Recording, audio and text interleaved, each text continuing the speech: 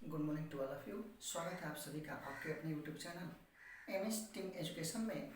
तो आइए हम लोग शुरू करते हैं। आज का यह अगला टॉपिक है class 10th reflection of light. जो पहला अध्याय है उसमें हम लोगों ने काफ़ी चीज़ें पढ़ लिया था। स्फेरिकल मिरर के द्वारा इमेज कैसे क्रिएट हो रहा था उससे संबंधित जितने भी टॉपिक थे हम लोगों ने पिछले वीडियो में पढ़ लिया। आप विद्यार्थियों से मैं चाहूँगा कि आप उन सभी वीडियो को क्रम से देखें और एक नोट्स बनाएं, और उसके बाद आपको कोई दिक्कत होती है तो आप कमेंट करें और हमें बताएं, ताकि हम ये समझ सकें कि आपको कोई प्रॉब्लम तो नहीं है। यदि आपको कोई समस्या हो रही है तो निश्चित उस समस्याओं का समाधान हम करेंगे। आइए हम लोग एक टॉपिक देखते हैं। यह है relation between focal length and curvature of radius.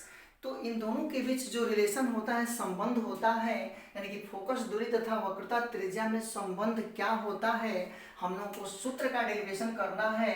F equal to R by two, बल्कि स्मॉल एफ है, small F equal to R by two का हम लोगों को डेरिवेशन करना है, निगमन करना है। विद्यार्थियों, ये क्वेश्चन जो है बड़ा ही रोचक है और ये बहुत अधिक बार ये इसका डेरिवेशन पूछता है, लेकिन अब इस समय क्लास 10th के अध्याय से इसका डेरिवेशन हटा दिया है। लेकिन फिर भी आप देखेंगे क्योंकि ये 12th में अब इसको डाल दिया है डेरिवेशन, लेकिन कोई दिक्कत नहीं। क्या पता आपसे पूछ ले, अगर पूछ लेगा तो आप बना ही लोगे, नहीं पूछेगा तो ये इस पर आपको क्वेश्चन बनाने के लिए देगा। तो कम से कम इसका डेरिवेशन हम देखें, समझें और इसको जरूर आप देखेंगे। तो फोकस दूरी और वक्रता त्रिज्या में संबंध के लिए हम लोग सबसे पहले पढ़ेंगे, जब आपके गोलीय दर्पण दो तरीके के होते हैं, अवतल दर्पण और उत्तल दर्पण। तो पहले पढ़ेंगे अवतल दर्पण के लिए। पहले हम लोग किसके लिए पढ़ेंगे? अवतल दर्पण के लिए। तो बच्चों, सबसे पहले हम लोग एक फिगर ड्रा करते हैं। एक हम बना लें यहाँ अवतल दर्पण। ध्यान दीजिएगा, देखिएगा हम कैसे बना रहे हैं इसको। ये आपका एक अवतल दर्पण है। बहुत बिल्कुल सिंपल तरीका आपको हम बताएंगे इसको तैयार करने का। अवतल दर्पण हो गया, आप जानते हैं कि इसका यहाँ पर ध्रुव P हो गया, यहाँ इसका फोकस होगा, मुख्य फोकस F, और यहाँ इसका वक्रता केंद्र होगा C। आप ये सारी चीजें पिछले वीडियो में पढ़ चुके हैं।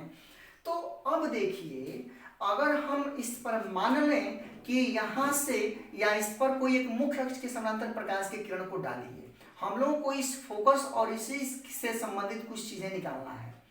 तो अगर हम इस पर एक मुख्य अक्ष के समानांतर प्रकाश की किरण को डाल दें तो इसको नाम दे दीजिए ए और इसका नाम दे दीजिए बी। ए बी कोई आपतित प्रकाश किरण है। ये कौन सी किरण है? आपतित प्रकाश किरण। ध्यान दीजिएगा, ये ए बी जो है आपतित प्रकाश की किरण है और यह मुख्य अक्ष के समानांतर है। तो मुख्य अक्ष के समानांतर आपतित प्रकाश की किरण परावर्तन के पश्चात अवतल दर्पण के मुख्य फोकस से होकर जाती है। ये टॉपिक, ये पॉइंट आप पिछले वीडियो में पढ़े हैं। मुझे उम्मीद है कि आप लोगों को वो चीज समझ आया होगा। तो हम लोगों ने क्या देखा कि मुख्य अक्ष के समानांतर आपतित प्रकाश की किरण परावर्तन के पश्चात मुख्य फोकस से होकर जाती है।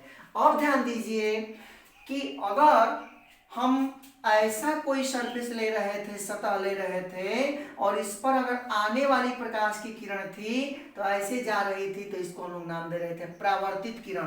तो उसी तरीके से इस किरण का नाम क्या होगा विद्यार्थियों? तो इसका नाम होगा परावर्तित किरण। इसका नाम क्या है? रिफ्लेक्टेड रेज, परावर्तित किरण। अब हम लोग क्या कर रहे थे कि यहाँ पर एक लंब डाल रहे थे।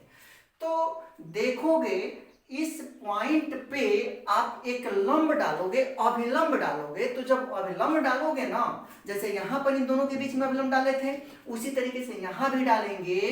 तो देखिए, वक्रीय पथ पर अगर कोई वक्राकार मार्ग है और वहां पर अभिलंब डालेंगे, अगर वह उत्तल या अवतल तरीके का है तो अगर उस पर डालेंगे तो हमेशा उसके वक्रता केंद्र से होकर जाएगा। ये उसका एक तरीके से कह सकते हैं, इसका उसका फैक्ट है ये। तो अब देखिए, ये कुछ ऐसे, यानी कि वहां पर अभिलंब डालेंगे तो ये आपका अभिलंब कुछ ऐसे होगा। यही कुछ आपका अभिलंब हो गया। ये क्या है, अभिलंब है। तो अब देखिए अभिलंब के साथ ये आपतित किरण जो कोण बनाती है इसको क्या कहते हैं, आपतन कोण आई, और इसको क्या नाम देते हैं, परावर्तन कोण आर। मुझे उम्मीद है आप लोग समझ रहे होंगे। तो अब देखिए हम इसका डेरिवेशन करना शुरू करते हैं, इतने से आपका काम हो जाने वाला है। अब देखिए अगर हम लिख दें, इसी फिगर को देखेंगे, हम इस एंगल को लेना चाहते हैं और इस एंगल को, तो क्या लिखेंगे, ट्रिग्नोमेट्रिकल सॉरी जो ज्योमेट्रिकल जो रूल्स होता है उसको अप्लाई कराएंगे यहाँ। तो एंगल ए बी और सी हम लोग लिख सकते हैं ना, एंगल ए बी और सी। तो एंगल ए बी सी बराबर होगा एंगल एफ बी सी के, ध्यान दीजिएगा एफ बी सी के, एंगल एफ बी सी के। क्यों होगा, इसको इक्वेशन फर्स्ट हम लिख दे रहे हैं, क्यों होगा, तो कोण आई बराबर होता है कोण आर से, क्योंकि ये आपतन कोण है और ये परावर्तन कोण आपस में बराबर होते हैं, इसीलिए यहाँ पर होगा इतना बराबर इतना, इक्वेशन नंबर फर्स्ट। अब देखिए पहला पॉइंट हम लोगों ने समझ लिया। अब अगर हम देखें कि ए बी पैरेलल है, ए बी पैरेलल है किसके, सीपी के, सीपी के, ए बी पैरेलल सीपी, जिसे बीसी रेखा काटती है, जिसे बीसी रेखा काटती है। बहुत आसान तरीका, बीसी रेखा क्या करती है, इसको काटती है, माने ए बी पैरेलल है सीपी के जिसको बीसी रेखा काटती है। तो जब काटेगी तो आप जानते हो कि जब दो समानांतर रेखाओं को एक तिर्यक रेखा काटेगी, तो जब तिर्यक रेखा काटेगी तो उनका एकांतर ये दोनों जो एंगल होंगे, तो आपके ये एकांतर कोण आपस में बराबर होंगे। तो वहीं से एक हम लोग तरीका निकालेंगे कि ये वाला एंगल और ये एंगल आपस में बराबर होगा, तो कोण आई और यह भी कोण आई होगा। ध्यान से समझिए, ये आई तो यह भी क्या होगा, आई होगा। तो हम लोग क्या देख रहे हैं कि इसी चीज को हम लोगों को लेना है, काटती है। तो अब हम लोग लिखेंगे त्रिभुज sorry angle A B C, angle A B C बराबर होगा, एंगल ए बी सी बराबर होगा एंगल एफ सी बी के, एंगल एफ सी बी के। क्यों होगा, तो इसको हम लोग इक्वेशन बना दे रहे हैं बल्कि दो, और इसको मैं लिख दे रहा हूं एकांतर कोण से। किस कोण से, एकांतर कोण। बात समझ में आई होगी आप लोगों को, एकांतर कोण से। तो ये कोण और ये एंगल, यानी कि ये एंगल और ये एंगल दोनों आपस में बराबर हो गए एकांतर कोण से। तो जब इक्वेशन माने समीकरण नंबर एक तथा दो से, समीकरण एक और दो से जब हल करेंगे तो देखेंगे कि एक पक्ष दोनों का बराबर है। तो हम लोग इसको हल करेंगे तो एंगल एफ बी सी बराबर हो जाएगा angle F C B, angle F C B. ये हम लोगों को एक रिलेशन मिला, यहाँ हम लोगों को रिलेशन क्या मिला, इतना, यानी कि एफ बी सी बराबर होगा एफ सी बी। अब इसको थोड़ा सा देखेंगे, ये वाला कोण और ये वाला कोण दोनों हम लोगों को इक्वल मिल गया, यानी कि कोण बी और कोण सी, कोण सी और कोण बी आपस में क्या हो गए, बराबर हो गए। ये भले ही इसमें आर और आई देख रहे हैं, लेकिन आर और आई दोनों आपस में क्या होते हैं, बराबर होते हैं। तो अब ये दोनों आपस में क्या हो गए, बराबर हो गए। तो हम लोग लिख सकते हैं कि त्रिभुज हम लोग लिख सकते हैं कि त्रिभुज बी सी एफ में दो कोण परस्पर बराबर हैं। दो कोण परस्पर क्या हैं, बराबर हैं। जब दो कोण, किसी भी त्रिभुज में दो कोण परस्पर बराबर हो जाएंगे तो उनके सामने की दो भुजाएं परस्पर आपस में बराबर, तो ये वाली भुजा और ये भुजाएं आपस में बराबर हो जाएगी, क्योंकि इस एंगल के सामने ये और इस एंगल के सामने ये भुजा आपस में बराबर होगी। तो दोनों कोण परस्पर आपस में बराबर हैं, अतः उनके सामने की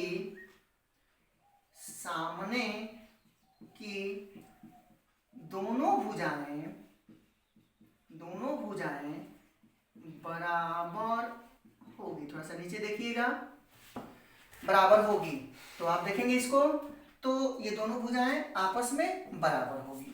जब दोनों भुजाएं आपस में बराबर होगी तो विद्यार्थी इसको हम लोग लिख सकते हैं कि FC बराबर FB। कोई कहेगा कि सर CF नहीं लिख सकते, तो लिख सकते हैं, लेकिन हमने एक चीज बताया है कि दूरियां हमेशा ध्रुव के तरफ से मापी जाती है, कि ध्रुव के तरफ से ये F पड़ेगा तो F से C। कोई जरूरी नहीं है, कोई दिक्कत नहीं है, आप लिख सकते हो। तो आप क्या लिखेंगे कि FC बराबर, माने FC बराबर होगा किसके, तो FB के। FC बराबर FB। अगर इसको हम कोई इक्वेशन मान लें या नहीं भी मानेंगे तो कोई दिक्कत नहीं है, इतना हो गया। जब इतना हो गया, अब थोड़ा सा और आपको समझ लेना है। समझना क्या है, थोड़ा सा ध्यान दीजिएगा। इतने के बाद यदि हम मान लें, यदि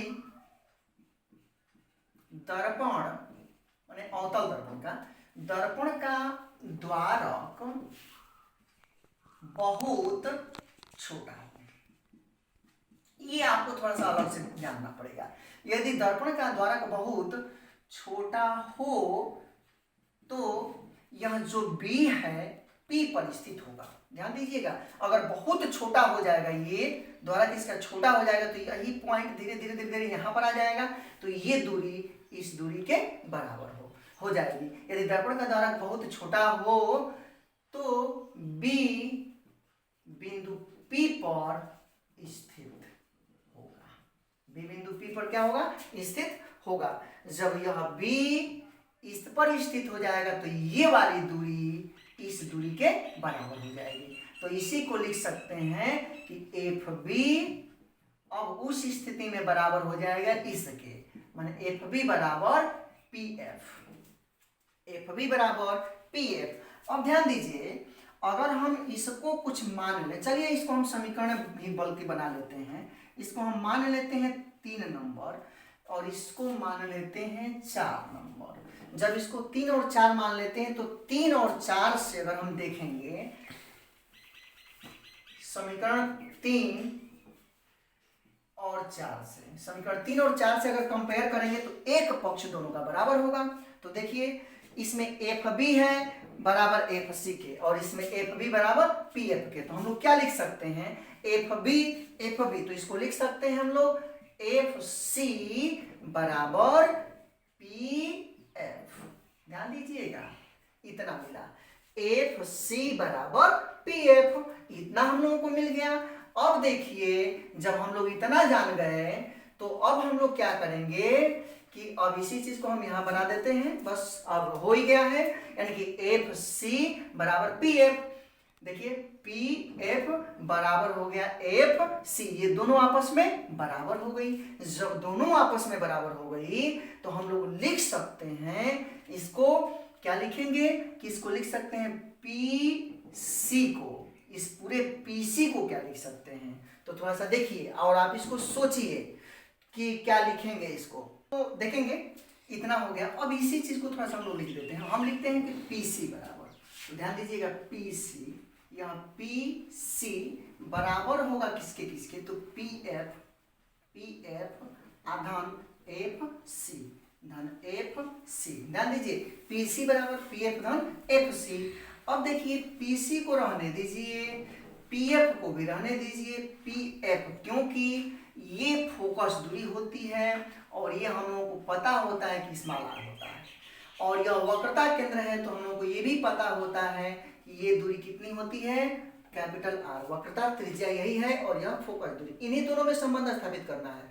तो हम लोगों ने पिछले वीडियो में इसको पढ़ा है, तो हम लोगों को ये पता है कि PC बराबर होता है R और PF बराबर स्मॉल f। अब देखिए इसकी वैल्यू पता है और PF की, और FC के जगह पर क्या लिख सकते हैं, PF। तो यहाँ पर लिख सकते हैं ना हम लोग कि PF और धन PF। बात समझिएगा, ये FC के जगह पर हम लोग कहाँ से लाए हैं, यहाँ से।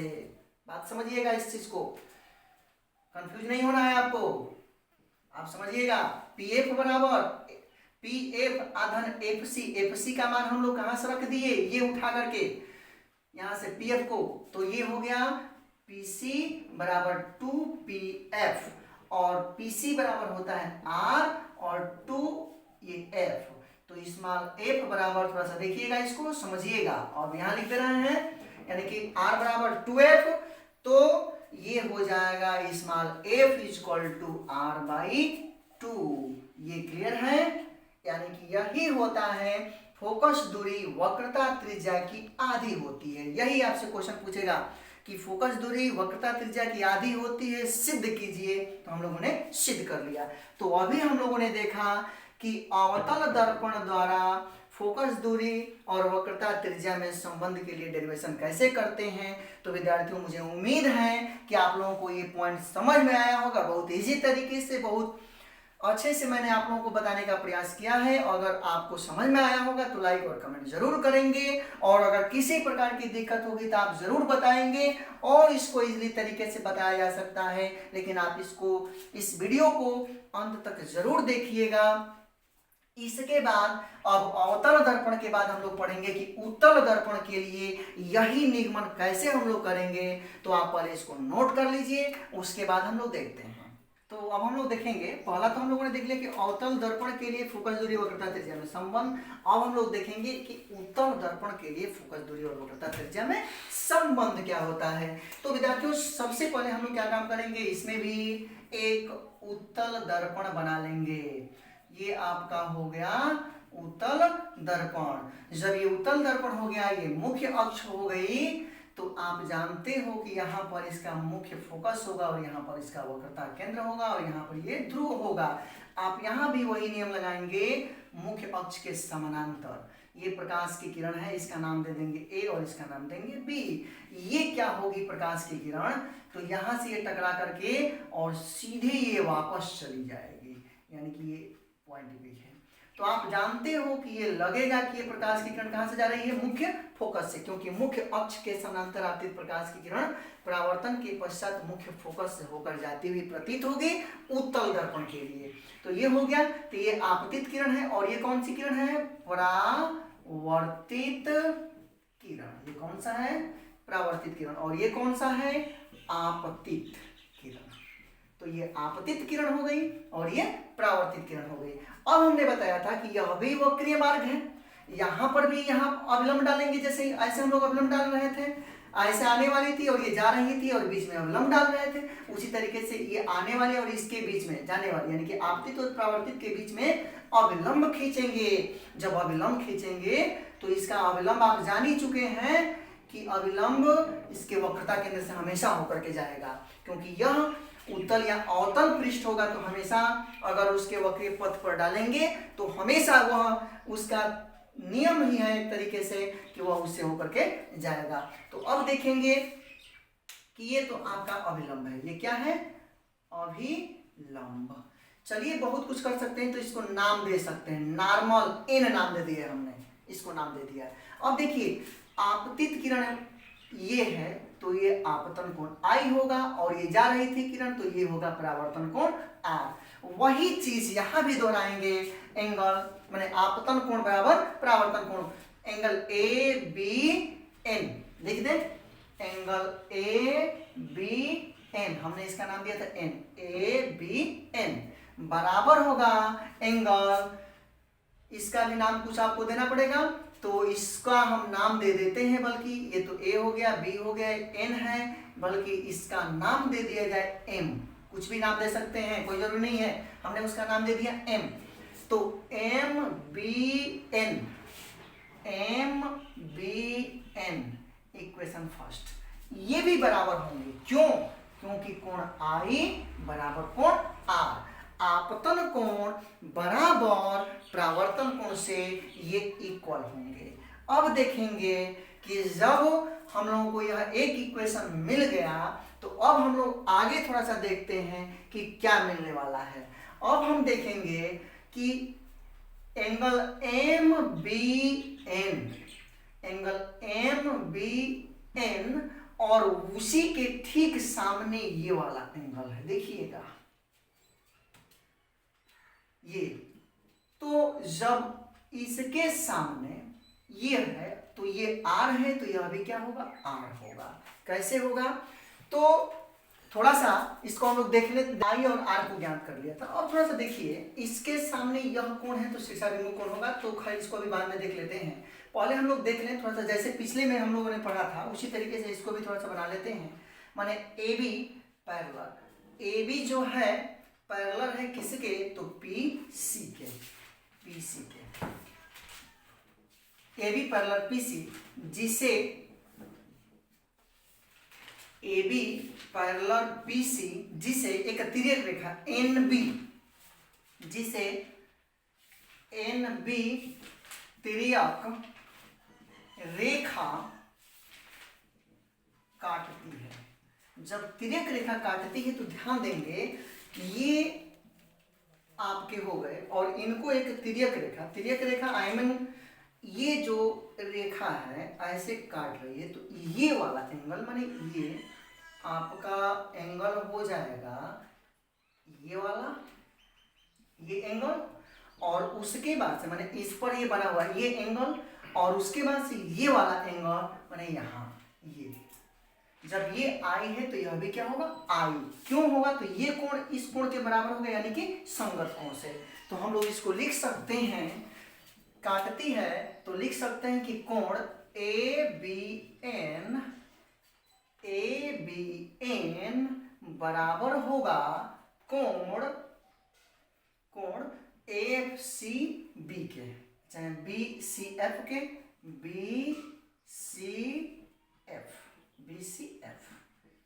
BCF माने यह कोण बराबर होगा इस कोण के। तो BCF इक्वेशन 2। अब समीकरण 1 तथा 2 से, समीकरण 1 तथा 2 से, जब समीकरण 1 तथा 2 से हम लोग देखेंगे तो देखिए ABN तो ये कितना हो जाएगा, एंगल MBN बराबर हो जाएगा एंगल BCF।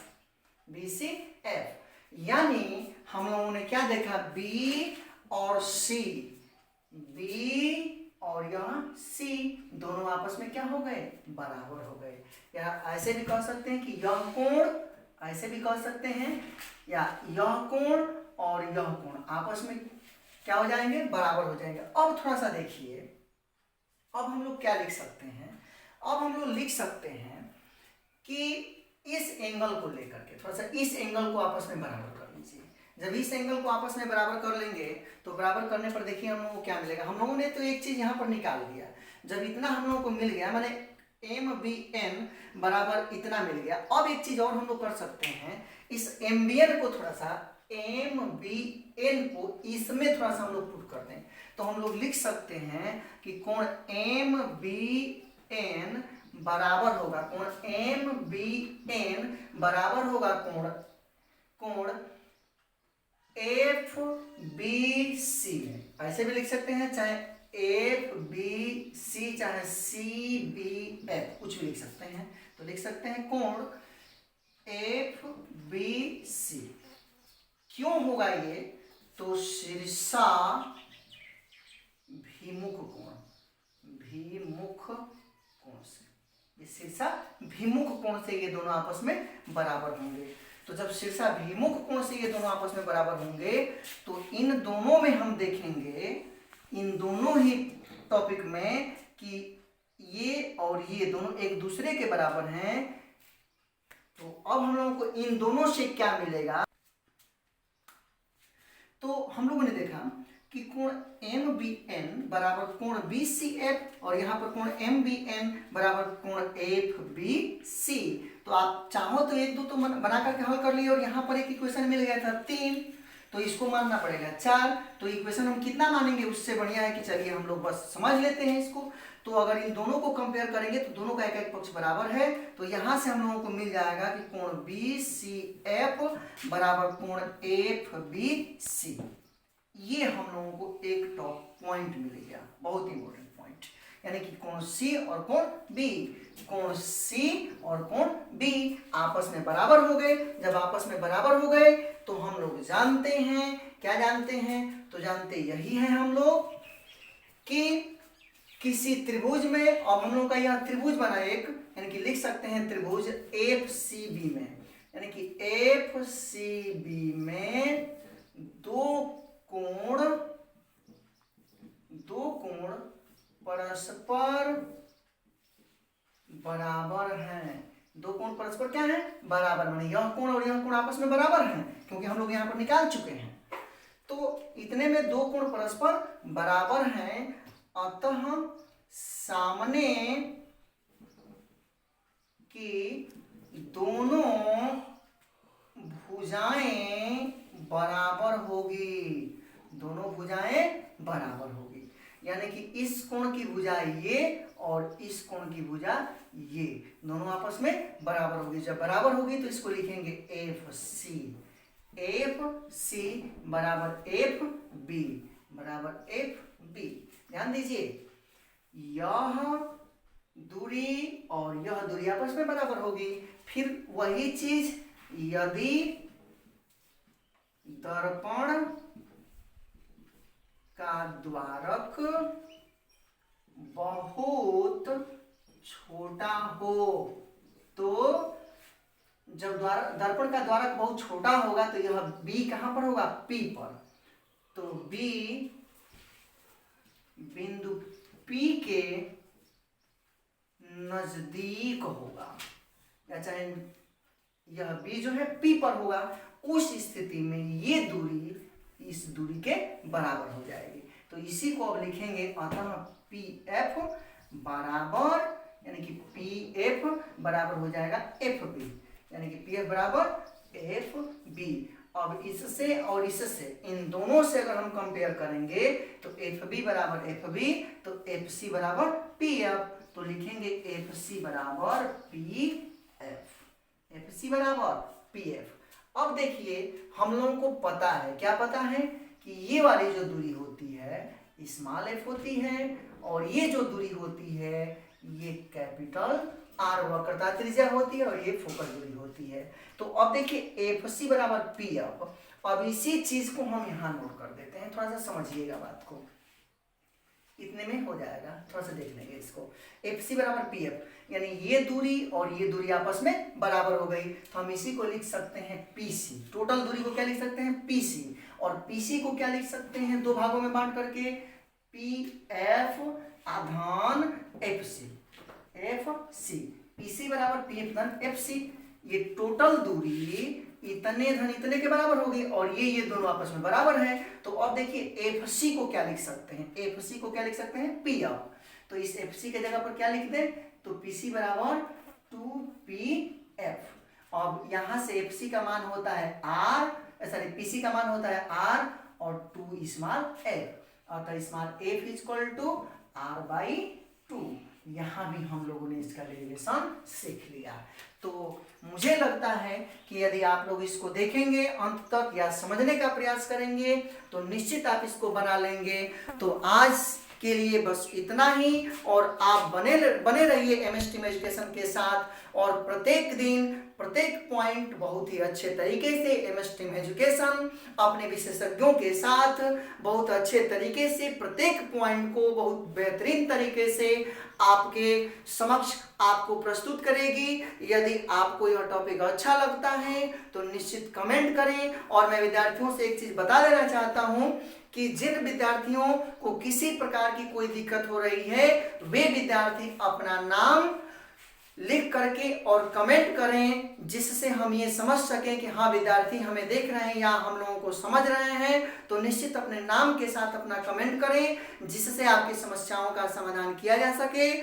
और आप जानते हैं यदि आप इस पर नहीं कमेंट कर पा रहे हैं, यदि किसी कारणवश नहीं कमेंट कर पा रहे हैं, तो कम से कम आप दिए हुए मोबाइल नंबर पे आप संपर्क जरूर बनाएं, क्योंकि जो संपर्क सूत्र है आप जानते हैं कि संपर्क सूत्र हमारा 94 50 652 143 और उसके बाद से 96 70 422 924। इन दोनों ही नंबरों पर आप कांटेक्ट करके आप अपनी समस्याओं को बता सकते हैं या कमेंट कर सकते हैं। निश्चित ही आपकी समस्याओं का समाधान किया जाएगा।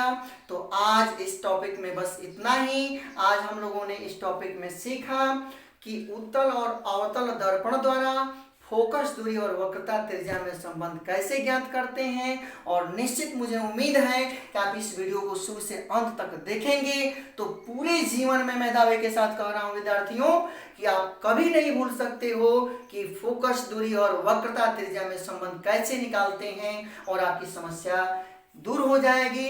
तो आज बस इतना ही। आप इसको नोट कर लें, स्क्रीनशॉट ले लें और आप हमारे साथ साथ नोट्स बनाते चलिए। तो आज बस इतना ही। अब धन्यवाद।